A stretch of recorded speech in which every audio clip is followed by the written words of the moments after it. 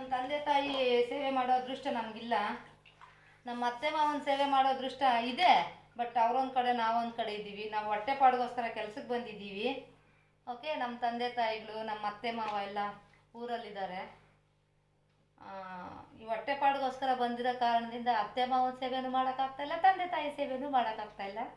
ಅಜ್ಜಿ ಸೇವೆ ಮಾಡ್ತಾಯಿದ್ದೀನಿ ಹೊಟ್ಟೆಪಾಡಿಗೋಸ್ಕರ, ಮಕ್ಕಳು ಸಾಕೋದಕ್ಕೋಸ್ಕರ. ಅತ್ತೆ ಮಾವ ಸೇವೆ ಮಾಡೋ ಅವಕಾಶ ಸಿಕ್ಕರೆ ಖಂಡಿತ ನಾನು ಯೂಸ್ ಮಾಡ್ಕೋತೀನಿ. ಯಾಕಂದರೆ ನನಗೂ ಒಂದಿನ ವಯಸ್ಸಾಗುತ್ತೆ, ನನಗೂ ಗಂಡು ಮಕ್ಕಳಿದ್ದಾರೆ. ನಾವಿವಾಗ ಏನು ಮಾಡ್ತೀವೋ ಅದು ಮುಂದೆ ನಮಗೆ ಸಿಗುತ್ತೆ ಅಂತ ನಾನು ತುಂಬ ನಂಬ್ತೀನಿ. ನಮ್ಮ ತಂದೆ ಯಾವಾಗೂ ಹೇಳ್ತಾ ಇರ್ತಾರೆ. ಸೊ ಜೀವನಕ್ಕೋಸ್ಕರ ಕೆಲಸ ಮಾಡ್ತಾಯಿದ್ದೀನಿ. ಅದನ್ನು ಆದ್ರೂ ಪ್ರೀತಿಯಿಂದನೇ ಮಾಡ್ತೀನಿ ನಾನು. ಅಜ್ಜಿ ಕಾಲು ತೊಳಿತಾ ಇದ್ದೀನಿ ಅಂತ ಅವಮಾನ ಏನೂ ಇಲ್ಲ ನನಗೆ. ಓಕೆ, ನಿಷ್ಠೆಯಿಂದನೇ ಮಾಡ್ತೀನಿ ನಾನು. ಕಾಲು ಪೊಕ್ಕಿಗೆ ಮಚ್ಚಿ ಇವೆಲ್ಲ ಕಳನಿಟ್ಟು ಹೊರಟೆ ನಾನು. ಹಾಂ, ಅಯ್ಯೋ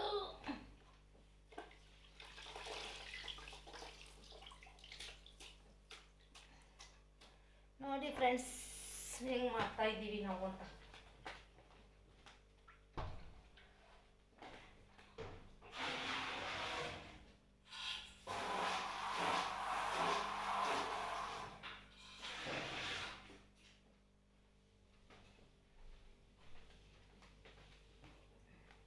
ಕಾಲ್ಪೋಕಿಕೆ ನಮ್ಮ ಅತ್ತೆ ಮಾವ ಅಂತ ಇರ್ತಾರೆ. ನಮ್ಮ ಅತ್ತೆ ಅಂದಿಲ್ಲ, ನಮ್ಮ ಮಾವ ಅಂತ ಇರ್ತಾರೆ. ನಾನು ಸೇವೆ ಮಾಡಿದ್ರೆ ನಿಮ್ಗೇನು ಕೈಕಾಲ ಹುಳ ಬೀಳ್ತಾವ? ನಮ್ಮನ್ನು ಯಾರೋ ನೋಡೋರು ಅವ್ರ ಅಂತ. ನನ್ನ ಮಕ್ಕಳನ್ನ ಸಾಕೋದ್ರಲ್ಲೇ ಮುಗೀತು ಫ್ರೆಂಡ್ಸ್. ಒಬ್ಬಳು ದುಡ್ದು 3 ಮಕ್ಕಳು ಸಾಕಬೇಕು ಅಂದರೆ ತುಂಬ ಕಷ್ಟ ಇರುತ್ತೆ ಅಲ್ವಾ? ಸೊ ಹಂಗಾಗಿ ನನ್ನ ಕೆಲಸಕ್ಕೆ ಅಂತ ಆ ದೇಶ ಈ ದೇಶ ಅಂತ ಸುತ್ತಾ ಇರ್ತೀನಿ, ಆ ರಾಜ್ಯ ಈ ರಾಜ್ಯ ಅಂತ. ಅವ್ರು ಸೇವೆ ಮಾಡೋಕ್ಕಾಗಲಿಲ್ಲ, ನಾನು ಕರೀತೀನಿ ಬನ್ನಿ ಮನೆಗೆ ಅಂತ. ಬಟ್ ಅವರು ಬರೋದಕ್ಕೆ ರೆಡಿ ಇಲ್ಲ. ಅದು ನನ್ನ ತಪ್ಪು ಅಲ್ಲ. ಸೊ ಅವ್ರಿಗೂ ಅದು ಕಂಫರ್ಟಬಲ್ ಅನ್ನಿಸ್ತಾ ಇಲ್ಲ ಅನಿಸುತ್ತೆ. ಒಂದಲ್ಲ ಒಂದಿನ ಕರ್ಕೊಂಬಂದು ನಮ್ಮ ಮನೇಲಿ ಇರಿಸ್ಕೋಬೇಕು ಅನ್ನೋದು ನನ್ನ ಆಸೆ. ನಮ್ಮ ಅತ್ತೆ ಮಾವನ ದೇವ್ರ ಸಹಾಯ ಮಾಡಲಿ, ಅವ್ರಿಗೂ ಒಳ್ಳೆ ಮನಸ್ಸು ಕೊಡಲಿ ದೇವರು ಅಂತ ನಾನು ಕೇಳ್ಕೊತೀನಿ. ಅಲ್ಲಿವರೆಗೂ ಕೆಲಸ ಅಂತೂ ಮಾಡೋದು ತಪ್ಪಲ್ಲ ಫ್ರೆಂಡ್ಸ್. ಜೀವನ ಮಾಡಬೇಕಂದ್ರೆ ಕೆಲಸ ಮಾಡಲೇಬೇಕಲ್ಲ.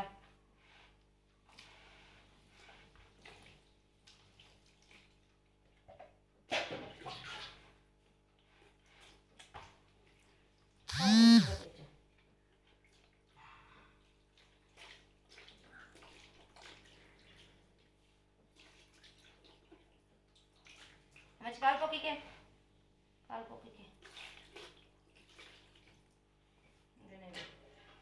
ಆಳ್ಕವ್ರು ನೋಕು ಅಲ್ಲಿ.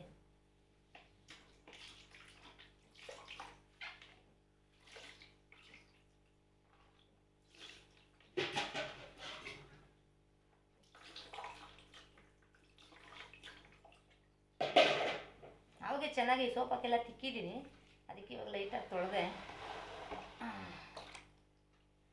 ಮುಗೀತು ಫ್ರೆಂಡ್ಸ್. ಇದೆಲ್ಲ ಇಟ್ಬಿಟ್ಟು ಮತ್ತೆ ಬರ್ತೀನಿ ರೀ. ಅಯ್ಯೋ ಎತ್ತಕ್ಕಾಗಲ್ಲ, ಒಂದು ಕೈಯಲ್ಲಿ ಶಕ್ತಿ ಇಲ್ಲ.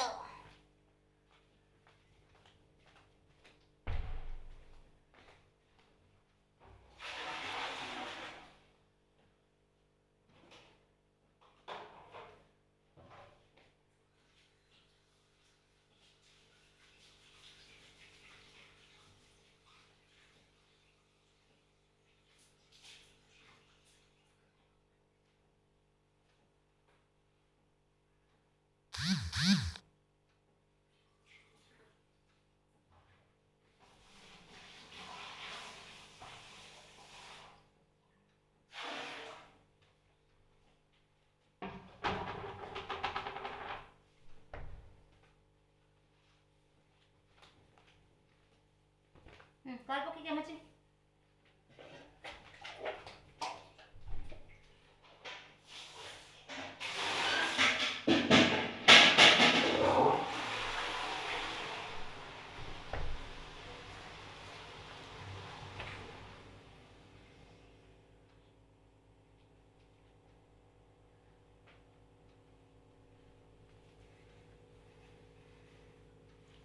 ನೋಡಿ ಫ್ರೆಂಡ್ಸ್, ನಿಮಗೆ ಅವಕಾಶ ಸಿಕ್ಕಿದ್ರೆ ಖಂಡಿತ ಈ ಥರ ಕೆಲಸ ಮಾಡಿ. ನಾನಾದರೆ ಹೊಟ್ಟೆಪಾಡಿಗೋಸ್ಕರ ಮಾಡ್ತಾಯಿದ್ದೀನಿ. ನೀವು ನಿಷ್ಠೆಯಿಂದ ಮಾಡಿ. ಯಾಕೆ ಅಂದರೆ ಮಾಡಿದ್ದುಣ್ಣೋ ಮಾರಾಯ ಅಂತಾರಲ್ಲ, ಹಾಗೆ ನಾವು ಒಳ್ಳೇದು ಮಾಡಿದ್ರೆ ನಮ್ಗೆ ಒಳ್ಳೇದಾಗುತ್ತೆ ಅಲ್ವಾ.